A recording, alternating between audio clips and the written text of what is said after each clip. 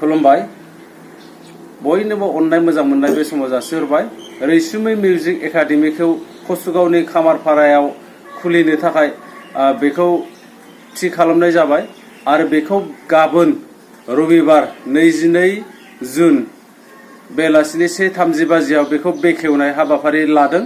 दा बे बेखेवनाय हाबाफारियाव साफ्रोमबो गोसो गोनां फरायसा एडमिशन खालामनाय फरायसा आरो बेजों लोगोसे गार्जेन नोंथांमोन आरो जाय नोंथांमोना एडमिशन खालामनो होननानै कन्टेक्ट खालामहरदोंमोन नोंथांमोनहाबो नोंथांमोननि सोलोंसाफोरखौ लाफानानै गाबोन 1:30 बाजियाव कसुगावनि खामारपारायाव लैहोर लैहोर फैनानै बेखेवनाय हाबाफारियाव बाहागो लाफैनो थाखाय खावलायहरनाय जाबाय। बेवहाय गासै फोरोंगिरि बिथांमोनानो नुजाफैगोन। थाब्लानि फोरोंगिरि, डान्सनि फोरोंगिरि आरो भकेलनि फोरोंगिरि, गिटारनि फोरोंगिरि।